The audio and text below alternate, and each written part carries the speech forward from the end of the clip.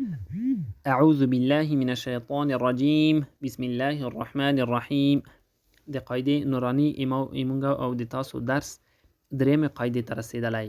اول درس مفردات د حروف مو په تفصیل سره وویل. دوم مرکبات د حروف مو هم په تفصیل او په خط خسته تشریح سره وویل. خدای دې وکړي تاسو ټول زده کړي وي.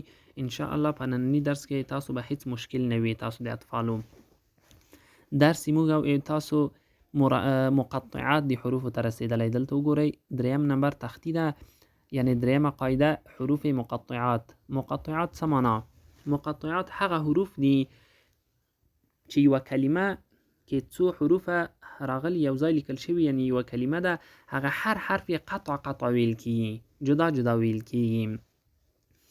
دا چې دی د قرآن کریم د بعضی سورتونو په سر کې راغلي دي. د قرآن کریم د بعضی سورتونو په سر کې راغلي، لکه تاسو ته معلوم دی چې الف لام میم سورۃ البقره په سر، سورۃ الاعراف په سر، او همچنان دا نور سورتونه چې دي ټول اوس نشه تشریح کوم چې د کومو سورتونو په سر کې راغلي، ځکه یې موږ تاسو درس چې دا قاعده ده هم دا قاعده باید ووایو. شروع کوو.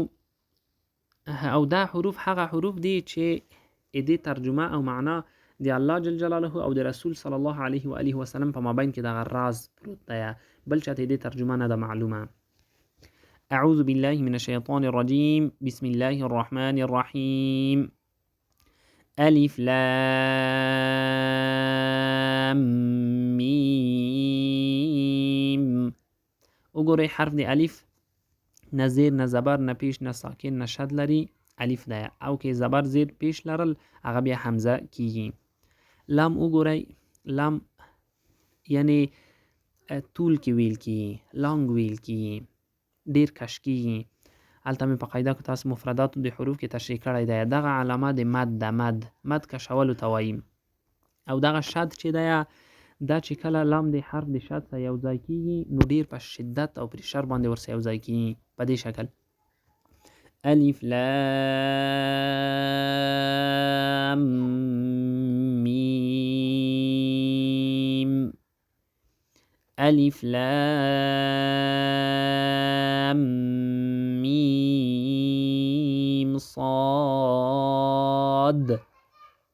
وګورئ دغه علامه چې د کوم حروف په سر ده هغه ډیر کش ویل کی، یعنی طول کی طول. مد درې اندازې لري، یو قصر، یو توسط، یو طول. په دې کې طول کی یعنی تر ټول نه ډیر همدغه مدونه کش کیږي. الف لام را. الف لام میم را. درس ته همدې ځای پورې کفایت کوي. خدای دې وکړي چې تاسو پې پوه شوي وایه. ان شاء الله سبا به نن تشریح وشوه، ځکه ډېر کم درس په دې کلیپ کې راغی. سبا به ان شاء الله کوشش وکړو چې تر اخره پورې مکمل درس ووایو. السلام علیکم ورحمة الله وبرکاته.